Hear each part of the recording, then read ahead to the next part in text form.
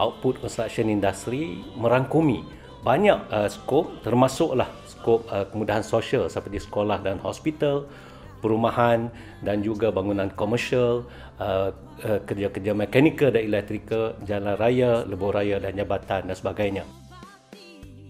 Pelaksanaan pembangunan Building Information Modeling (BIM) di dalam keseluruhan kitaran projek bermula daripada peringkat perancangan, reka bentuk, pembinaan, operasi dan penyerahan lebuh raya dapat dimanfaatkan melalui struktur yang digariskan di dalam proses BIM. Penghasilan projek lebuh raya yang berkualiti dengan kos yang lebih ekonomi di samping menghadapi konsep kelestarian amat dititik beratkan.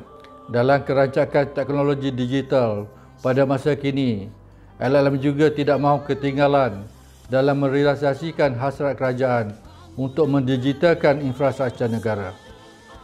Lembaga Lebuh Raya Malaysia mengambil langkah memperkenalkan Smart Tolling System di dalam industri lebuh raya di Malaysia dengan memperkenalkan kaedah sistem kutipan tol yang lebih efektif daripada manual kepada kutipan tol secara digital dan frekuensi RFID sejajar revolusi industri 4.0.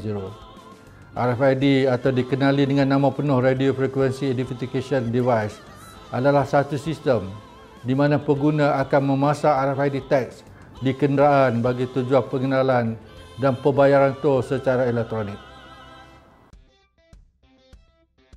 Jadi bagi dalam aspek profesion teknikal di masa depan, bagi menyesuaikan dengan trend-trend perubahan dalam industri pembinaan ini, maka saya merasakan bahawa profession yang sedia ada masih lagi relevan, termasuklah perancang, planners, the designers dan juga the supervising professional dan juga supervising the technical supervisors dan sebagainya masih lagi relevan. The architects, the engineers dan juga the surveyors masih relevan. Ditapak pula profession seperti pengurus projek, pengurus binaan, construction managers, penilai tapak dan juga clerk of work juga masih relevan. Tetapi apa yang pentingnya adalah kemahiran atau kompetensi yang diperlukan telah berubah. Ini bermakna bagi seseorang profession teknikal di dalam industri pembinaan ini, mereka mesti mempunyai IT savvy. Yang keduanya, mereka mesti mempunyai pengetahuan yang tinggi juga dalam bidang teknologi, khususnya digital teknologi seperti AR dan VR misalnya, penggunaan drones misalnya, penggunaan autonomous construction atau penggunaan robot dan sebagainya. Akan ada jawatan-jawatan atau position baru yang bersesuaian dengan teknologi ini. Contohnya sekarang adalah pengurus BIM, Building Information BIM Managers kita panggil. Itu adalah profession baru atau peluang-peluang baru yang ada. Dan seterusnya kita juga tahu bahawa sekarang ini kita banyak memberi penekanan kepada facility management.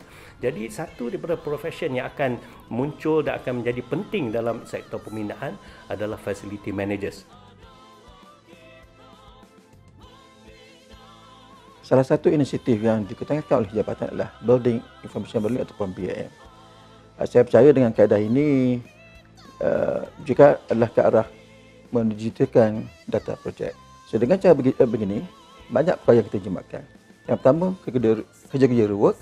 So dengan cara begini, kerja dapat dijalankan dengan lebih lancar. Juga akan mengadakan perintis. 10 projek akan dilaksanakan BIM LOD 500. Yang mana besok apabila projek sedang dalam pembinaan, segala maklumat akan dimasukkan dalam sistem. Dan apabila projek siap, tersebut dalam bentuk model BIM. Yang mana segala maklumat tentang bahan binaan dan sebagainya akan disimpan dalam sistem. Jadi mudah apabila projek ini disahkan kepada pihak pelanggan. Dan apabila bermulanya perusahaan aset dan fasiliti, semua maklumat berada di situ. Tak perlu lagi mereka merujuk kepada maklumat yang disimpan dalam file dan sebagainya. Dengan cara begini, saya percaya mudah besok untuk perusahaan aset lebih cepat, lebih mudah, information semua berada di ujung jari. That's our way forward. Kita mesti terapkan IBS, PAP dan juga BIM.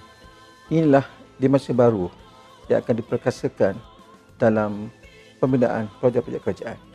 Dan saya percaya dan yakin apabila saya terapkan kepimpinan dalam perusahaan projek, ianya akan membawa jabatan pada tahap yang lebih semula.